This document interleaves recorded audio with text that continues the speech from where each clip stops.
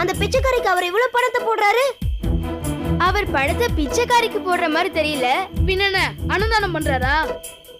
இல்ல, அவர் பணத்தை வேற யாருக்கோ கொடுத்து அனுப்புறாரு.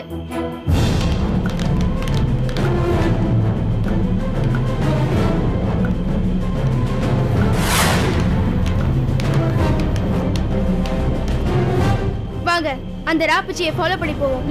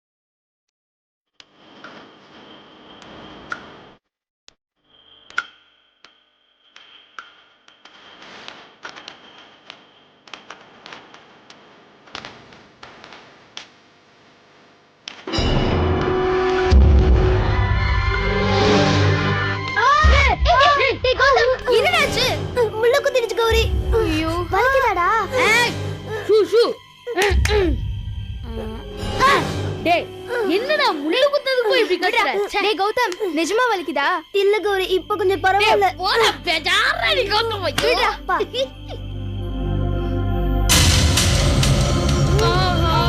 பிச்சைக்காரி அப்பிட்டாச்சு ரூய்.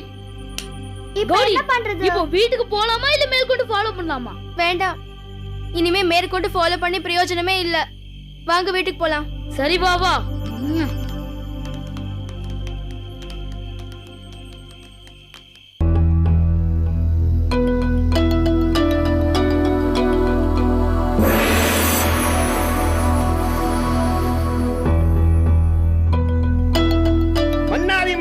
மார்க்கண்டேயர் அழிவு சக்தியை வென்ற அரச குலவேந்த பேரரசர் அலாவுதீன் வாழ்க வாழ்க வாழ்க வாழ்க வாழ்க வாழ்க. வாருங்கள் மதியுக மந்திரிகளே, எல்லோரும் நலமா? எங்கள் நலத்தை விடுங்கள் மன்னா. தாங்கள் எப்படி இருக்கிறீர்கள்? மகாராணியார் எப்படி இருக்கிறார்கள்?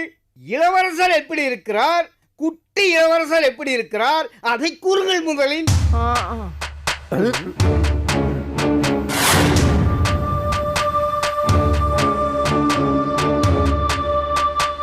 குசல விசாரிப்பதை விட ஆச்சரியமான விஷயம், நாங்கள் இன்னும் உங்கள் நினைவில் இருக்கிறோம் என்பதுதான். தம்பி,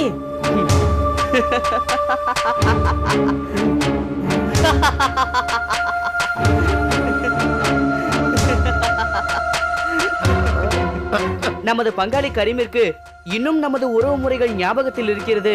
ரொம்ப ஆச்சரியப்பட வேண்டிய விஷயம் தானப்பா. ஆமா மூசா, நான் எதையும் மறக்கவில்லை இளவரசே. நானும் இன்னும் எதையும் மறக்கவில்லை. மூசா, தேடி வந்தவர்களை இப்படி அவமானப்படுத்தலாமா? இல்ல தாத்தா, கடந்த காலத்தை இவங்களுக்கு ஞாபகப்படுத்துறேன். இரண்டும் ஒன்றுதான் இளவரசி. லீ சுவாங் ஆட்சியில் எங்களுக்கு அவமானமே தினசரி வருமானம். அடிபட்டு மிதிபட்டு அல்லல் பட்டு அடிமைகளாய் கிடந்தோம். இந்த இனவீழ்ச்சி போரில் இறையாண்மை கொண்ட இளவரசர் மூசா வென்றுவிட்டதை கேள்விப்பட்டு தங்களை தரிசிக்க ஓடோடி வந்திருக்கிறோம். எங்களை புறக்கணிக்காதீர்கள் இளவரசே. சரி, நடந்தது பேசினா வருத்தம் தான் மிஞ்சும். இனிமே நடக்க வேண்டியதை பத்தி பேசுவோம். ஆமா, இப்ப பூதலோகம் இருக்கிற மோசமான சூழ்நிலையில உடனடியாக நாம சில முடிவுகளை எடுத்தே தீரணும். லீயும் மொய்தீனும் கெட்டவர்களாக இருந்தாலும் கூட பூதலோக அரியணை அரசன் இல்லாத வெற்றிடமாக இல்லாமல் அதை அலங்கரித்திருக்கிறார்கள். ஆனால் மைதீனும் சிறைப்பட்டு லீயும் தோற்றோடி பின்னால் அந்த பாரம்பரியமிக்க பூதலோக அரியணை அரசனின்றி களையிழந்து கிடக்கிறது. இக்குறையை போக்குவதற்கு எம் குடும்பம் தண்டனை காலம் முடிந்து பூதலோகம் திரும்பும் வரைக்கும் எமது வழிகாட்டுதலின்படி பூதலோகத்தை அரசாள மூத்த அமைச்சர் என்ற முறையில் அயூப் கானை பூதலோக அரசராக நியமிக்கிறேன். மாமன்னா, தங்களை பாசத்தோடு பார்க்க ஓடோடி வந்த எனக்கு அரச பதவியே வழங்கியிருக்கிறீர்களே, தங்களுடைய நம்பிக்கையை நான் என்றென்றும் காப்பாற்றுவேன் மன்னா, என்றென்றும் காப்பாற்றுவேன். முதலில் என்னை ஆசீர்வதியுங்கள். பூதலோக பேரரசரே, நீ நீடூடு வாழ்க. பூதலோக பேரரசர் அயூப் கான் நீடூடி வாழ்க. வாழ்க வாழ்க வாழ்க வாழ்க. வாழ்க வாழ்க. வாழ்க. பூதலோகம் சென்ற பிறகு அயூப் கானின் விருப்பப்படி அமைச்சரவையை உருவாக்க நான் பரிபூர்ண அனுமதி அளிக்கிறேன். நன்றி மாமன்னா, நன்றி. சரி, எல்லோரும் புறப்படுங்கள். தாங்கள் பூதலோகம் வரும் நன்னாளை நாங்கள் எல்லோரும் ஆவலோடு எதிர்பார்க்கிறோம் அண்ணா. வருகிறோம் மாமன்னா. இப்பதான் ஆயிஷா பெரிய பொறுப்பே முடிஞ்சது.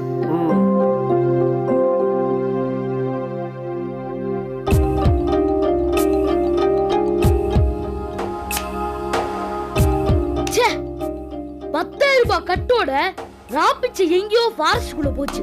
ஆனா எங்க போச்சுன்னு தெரியல. ச்சே, கௌதம பூச்சி கடிக்கலன்னா நாம அதை கண்டுபிடிச்சிருக்கலாம். ஏய் சந்தியா, கௌதமுக்கு பூச்சி கடிக்கல, முள்ளு குத்துனதுனால நம்மளால மர்மத்தை கண்டுபிடிக்க முடியல. இதுவே உனக்கு நடந்துச்சுன்னு வச்சுக்கோ, உன்னை அம்பேல விட்டு நாங்க போய் மர்மத்தை கண்டுபிடிக்க போயிடுவோம். டேய், நான் என்ன உனக்கு நக்கலா? பின்ன என்ன விக்கலா? 2 பேரும் பிரச்சனை பண்ண ஆரம்பிச்சிட்டீங்களா? அது இல்ல கௌரி, நான் டென்ஷனா பேசும்போது இவன் குறுக்க பேசுறா. எல்லாருமே டென்ஷனா தான் இருக்காங்க, நீ மட்டும் ஒண்ணும் இல்ல. எல்லாரும் கொஞ்சம் அமைதியா இருங்க. ஏன் கௌரி, நேத்து நைட் அந்த ராப்பிச்சு போன வழியா நம்ம போய் ஃபாலோ பண்ணி பார்த்திருந்தா ஏதாவது க்ளூ கிடைச்சிருக்கும்ல? ஏன் ஓணம் பிடிக்கவா? Balu, please be serious. அது இல்ல கௌரி, அன்னைக்கு ராப்பிச்சியை ஃபாலோ பண்ணி போனா ஏதாவது க்ளூ கிடைக்கும். இப்போ நம்ம மட்டும் தனியா போனா ஓணம் தான் பிடிக்க முடியும். ஏய், அங்க பாரு, லதா வராங்க.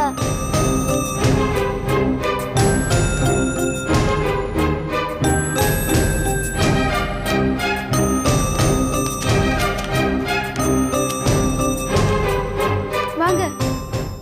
இங்க என்ன பண்ணிட்டு இருக்கீங்க? வேற ஒண்ணும் இல்ல, பாண்டிவனம் போக பஸ் வந்துட்டு இருக்கு, அதுக்காக வெயிட் பண்ணிட்டு இருக்கோம். வேணா நீங்களும் வரீங்களா? எனக்கு இன்னும் அந்த அளவுக்கு முத்தல. ஆரம்பத்திலே கவனிச்சா நல்லா இருக்கும்ல. இந்த ஜோக் எல்லாம் வேண்டாம். நேத்து நீங்க அந்த ராபிச்சைய ஃபாலோ பண்ணி போனீங்களா இல்லையா? போனீங்களா இல்லையா சொல்லுங்க. ஆமா போனோம், ஆனா அது எப்படி உங்களுக்கு தெரியும்? எனக்கு எல்லாம் தெரியும். ஆரம்பத்துல இருந்தே இப்படிதான் சொல்லிட்டு இருக்கீங்க. எல்லாம் தெரிஞ்ச நீங்களே ஏன் கண்டுபிடிக்க கூடாது? ஏன் எங்களை கண்டுபிடிக்க சொல்றீங்க? உங்களாலதான் கண்டுபிடிக்க முடியும், அதான் கண்டுபிடிக்க சொல்றேன்.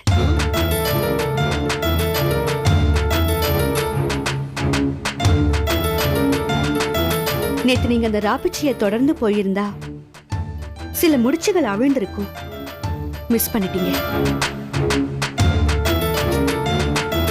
புத்திய கூர்மையாகும், கண்களை உன்னிப்பாவும் வச்சு கவனிச்சாதான் இந்த மர்மங்கள் என்னன்னு கண்டுபிடிக்க முடியும். இனி எதையும் மிஸ் பண்ணிடாதீங்க. Okay aunty. அந்த ராப்பிச்சை மறுபடியும் வருமா? வரலாம், வராமலும் போலாம். ஒரே குழப்பி பையங்க இருக்குது ஆண்டி. குழப்பத்துல தானே தெளிவு பிறக்கும். உங்களால கண்டுபிடிக்க முடியும். நான் வரேன்.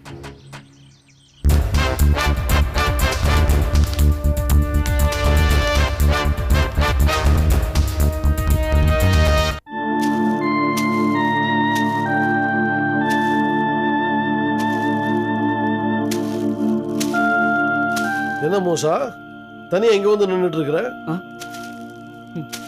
நண்பர்களா இருந்தாலும் சில பேரை நாம மறந்துடுறோம். ஆனா பகைவர்களா இருந்தா சில பேரை நாம மறக்கிறதே இல்ல. அப்படிப்பட்ட ஒருத்தனை பத்தி தான் நான் இப்ப நினைச்சு பார்த்துட்டு இருக்கேன். யாரு? அந்த பகைவன் லீயே தானே? பாத்தீங்களா, நான் சொன்ன உடனே லீதானேன்னு கேட்டீங்கல்ல. உங்களால அந்த லீயை மறக்க முடியல தாத்தா. அந்த லீ எல்லாரையும் பாதிச்சிருக்கான். அந்த லீக்கு எதுக்கு நினைவாஞ்சலி? போனா புறம் விடுப்பா. ஆமா, நாம அந்த லீயை ஜெயிக்க பல நாளா பல தடவை அந்த கடவுள்கிட்ட வேண்டிக்கிட்டு இருக்கோம்.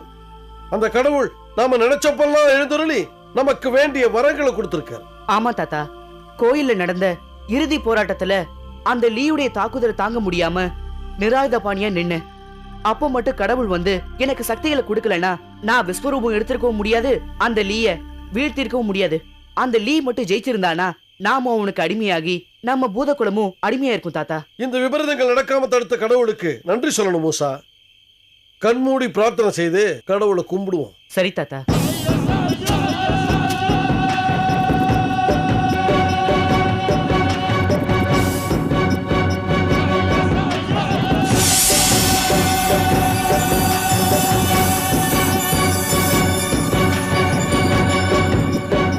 அன்று முதல் இன்று வரை தொன்று தொட்டு என் அணுவில் அணுவாயிருந்து என்னை ஏக்கிக் கொண்டிருக்கும் எம் குலக் கடவுளே, என் பிதாவே, மழையென வந்த பகைவன் லீயை உன் துணை கொண்டு மடுவென வீழ்த்தி விட்டேன்.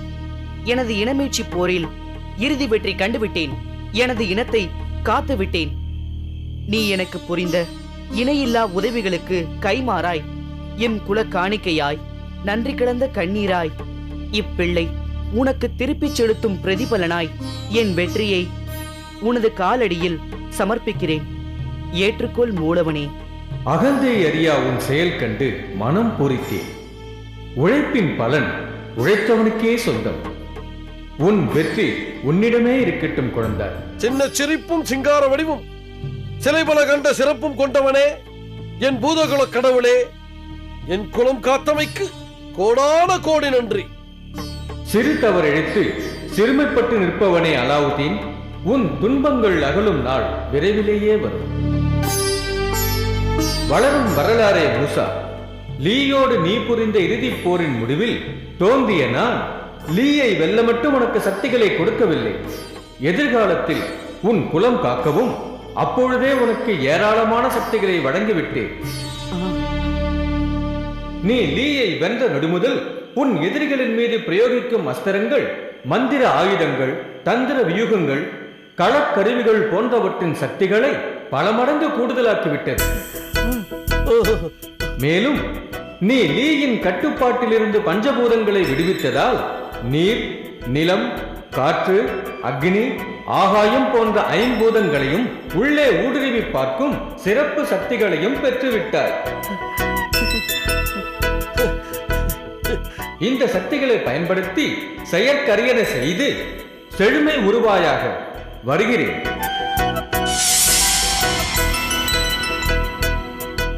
நம்ப முடியல தாத்தா. என்னால எனக்கு இவ்வளவு சக்திகள் இருக்குன்னு நம்பவே முடியல தாத்தா. இதை எனக்கு கொடுத்த அந்த தெய்வத்தை நான் வாழ்நாள் முழுக்க சேவிச்சுக்கிட்டே இருக்கணும் தாத்தா. மூசா, சக்திகள் கூடுதுன்னா பொறுப்புகள் கூடுதுன்னு அர்த்தம். பார்த்து ஜாக்கிரதையா அதை காப்பாத்திக்கணும். வா.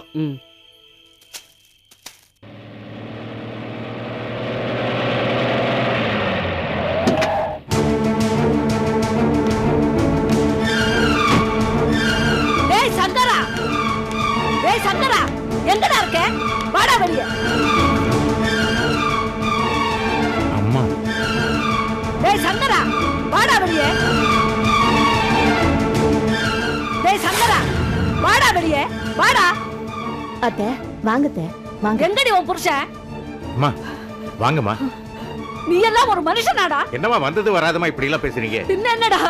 பெத்தவன் வேணா நீயா இருக்கலாம். என் பேரனை தூக்கி வளர்த்தவன் நான் தான்டா.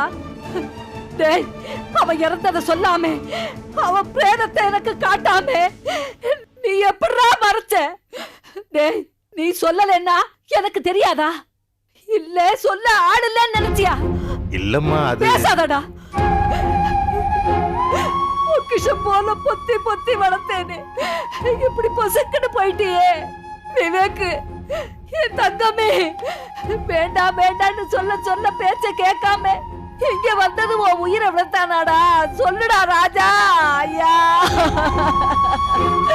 ஐயோ, இங்கதான் இனம் புரியாத அக்கிரமம் நடக்குதே. நம்ம குடும்பத்தை அழிக்கணும்னு கங்கணம் கட்டிக்கிட்டு ஆவி அலையுதே.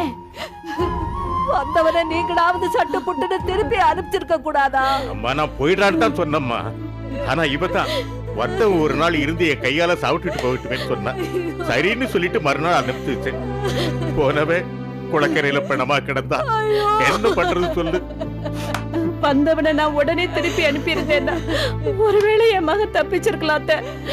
ஆனா இந்த பாவிதான் பாசத்தை காமிச்சு அவனை போக விடாம தடுத்துட்ட. இப்ப ஒரே அடியா போயிட்டானே. இனிமே யார் மேல பாசம் காட்ட போற சாரதா? ஒண்ணு அப்படி போச்சு, ஒண்ணு இப்படி போச்சு. என் வம்சமே அழிய போகுதே. நான் என்ன செய்வேன் சாரதா? ஏதோ விதிப்படி அவன் போய் சேர்ந்துட்டான்.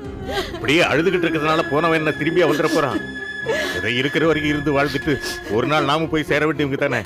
சாரதா, அம்மா உள்ள கூட்டிட்டு போ. ராமலிங்கம், அம்மா, வண்டியில பெட்டி படுக்கை எல்லாம் இருக்கு, எடுத்து வா. ஒட்டி படிக்கையோட வந்திருக்கியா? அப்ப நீ திரும்பி போறது இல்லையா? வாழ வேண்டியவனே போயிட்டான், சாக வேண்டியனா இந்த அமானுஷத்துக்கு பயந்து திரும்பி போகணுமா? இல்லம்மா, இங்க நீ பேசாதடா. நான் வாழ்ந்த ஊர்லயே நிம்மதியா செத்தாதான் என் ஆத்மா சாந்தி அடையும். ராமலிங்கம், வண்டியில பொட்டி படுக்கையெல்லாம் இருக்க எடுத்துட்டு வா. நீ வா. சரிங்கம்மா.